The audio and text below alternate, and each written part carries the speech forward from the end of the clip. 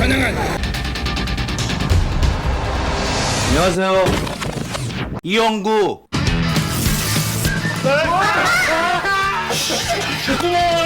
이거 아닙니다. 이러다가 걸리면은 암묵지 들썩 본거 다 날라간다니까. 와, 예쁘다. Assalamualaikum and good day everyone. Today I'll be presenting about the movie Miracle in Cell Number 7. This story revolves around Lee Yong-gu, a mentally disabled father, and his young daughter Yi-sung. Their lives change tragically when Yong-gu is wrongly accused of rape and a murder after a misunderstanding. Instead of seeking the truth, the police abuse their authority and force him to sign a false confession. As a result, Yong-gu is imprisoned in cell number 7 when he meets 5 inmates. Despite his ability, his innocence and kindness touch their hearts, and they eventually help him reunite secretly with his daughter. The movie delivers a powerful ethical message. It highlights the injustice and abuse of power and reminds us about the importance of honesty, love, and fairness in decision making. Now, moving on to the stakeholders and their stake in this movie. Firstly, the stakeholders is Lee Yong-gu, the father. He is a mentally disabled man who deeply loves his daughter and values kindness and truth. His first stake is the right to justice. Because Yong-gu was wrongly accused and punished for a crime he did not commit. He represents those who suffer due unethical actions and the misuse of power. His second stake is family bond and emotionally well-being. When he was in prison, he was separated from his daughter, which caused deep emotional pain. This shows that injustice doesn't only affect one person, but also the people who love them. The second stakeholder is Yi-sung, Yong-gu's daughter. She is a loving and a brave girl who grows up to become a lawyer, symbolizing truth, loyalty, and justice. Her first stake is her emotional and physical well-being. Losing her father at such a young age left her lonely and broken, showing the long-term emotional impact of unethical decisions. Her second stake is her fight for justice and a moral responsibility. As an adult, Yi-sung works hard to prove her father's innocence, showing her resilience, ethical strength, and deep commitment to the truth. In conclusion, Miracle in Cell Number 7 teaches us how ethical failures by those in power can destroy innocent lives, and how love and truth can still trump even in face of justice. Thank you. Let me introduce the main heroine of the story, Lee Ye-sung. She is the loving and determined daughter of Yong-gu. Even from a very young age, Ye-sung shows incredible strength, loyalty, and a deep love for her father. As she grows up, she makes a life-changing decision to become a lawyer with one mission: to clear her father's name. Ye-sung represents hope, justice, and emotional strength throughout the story. She becomes the symbol of truth and the voice for those who cannot defend themselves. Her qualities make her a true heroine. Firstly, because she is brave as she courageously faces social stigma to protect her father. Secondly, she is loving because despite everything, she never stops believing in her father's innocence. And most importantly, she is determined. She studies law to fight against the system that failed her father. Next, let's look at the main villain of the story, the police commissioner, who is also the father of the young girl who died. He becomes the antagonist because of the way he abuses his power, driven by anger and grief. The commissioner uses his authority to frame Yong-gu for a crime he did not commit. His personal pain blinds him from the truth, and this leads to a serious abuse of power. He symbolizes how emotional pain, when uncontrolled, can destroy one's morality. Why is he considered as a villain? Firstly, he allows his emotions to overpower justice, letting revenge guide his actions. Secondly, he forces a false confession out of an innocent man. He also uses his influence to manipulate the investigation and the trial, ensuring that the truth is buried. In short, he represents how power without empathy can destroy lives. His actions show us that authority must be used responsibly, especially in the pursuit of justice. For this slide, I will be explaining the ethical dilemmas faced by the main heroine, Ye Sung. Throughout the story, she struggles with difficult moral decisions that test her values, emotions, and beliefs about justice. Her first ethical dilemma is whether she should reopen her father's case. Doing so means facing painful memories of his wrongful execution and reliving the trauma. But if she chooses to let the past remain buried, she may protect her emotional peace, yet the truth would never be revealed. Her second ethical dilemma is whether to follow the law strictly even though the same legal system once failed her father, or to take a stand based on her own moral beliefs to expose corruption and injustice. This shows her inner conflict between legal duty and moral responsibility. Ye Sung's dilemmas highlight how pursuing justice often requires courage, sacrifice, and emotional strength. Now moving on to the ethical dilemma faced by the main villain, the police commissioner. Even though he is portrayed as the antagonist, he also faces a moral conflict that shapes his actions. His dilemma is whether he should uphold fair justice as a police officer or let his grief as a father influence him to punish Yong-gu for his daughter's death.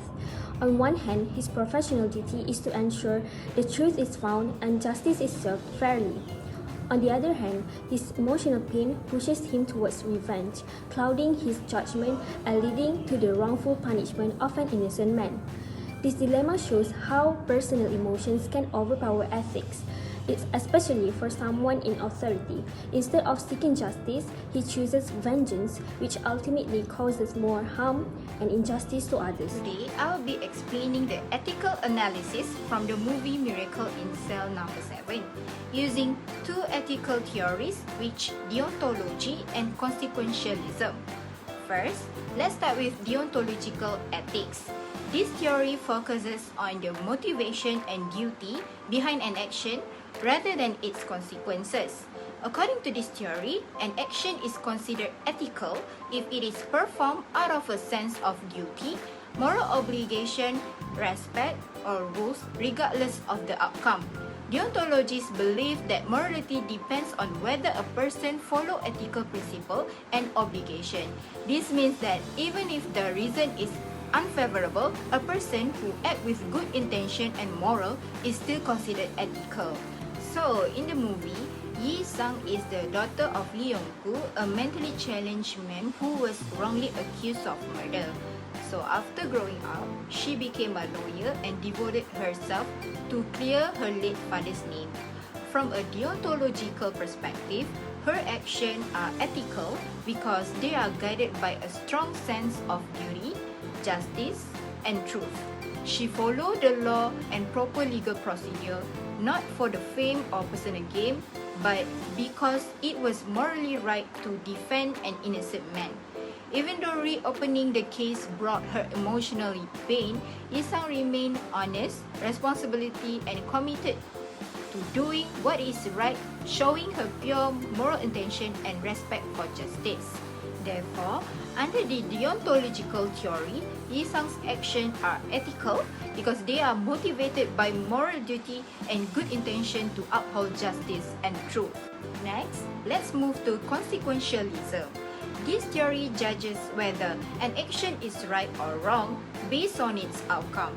An action is morally right if it is maximized benefit or brings positive result, and wrong if it causes harm.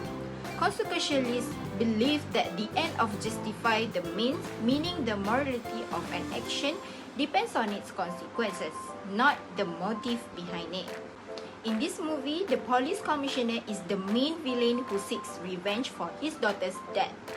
Blind by anger, he wrongly believed that Lee Yong-gu is the murderer and used his power to punish him.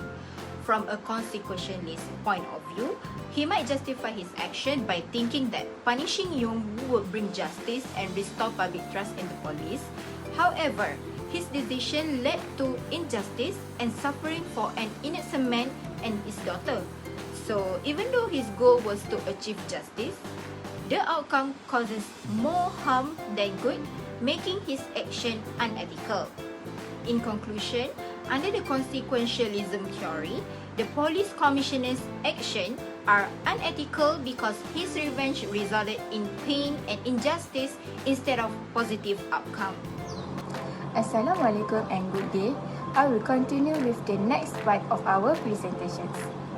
For these sections, we are focusing on the golden rules, which means treat others the way you would to be treated.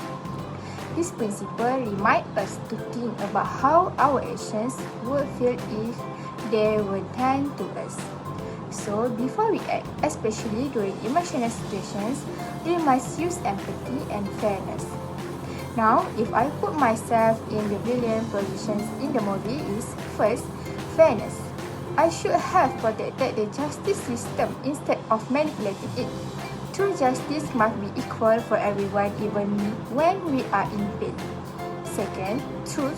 I should have looked for real evidence, examined the situations with a clear mind, and listened to witnesses instead of choosing the easiest person to blame. Third, respect. Even though he had a mental disability, he deserved to be treated as a human being. I should not have forced him to confess or use fear to control him. Next slide, if I later realized that Yonggu was innocent, I will feel deep regret because my grief and anger destroyed another family happiness. Second, I would feel good because I separate a loving father from his daughter and conscious of emotional pain. Lastly, I would feel shame because I feel as a police chief and allow my emotions to control my actions instead of upholding justice. From this movie, we learn the fairness and justice are for everyone regardless of background or mental ability. Second, apparent love is pure and unconditional. The love between Yonggu and Yuseong is sincere and strong. Lastly, emotional pain should not be used to harm others.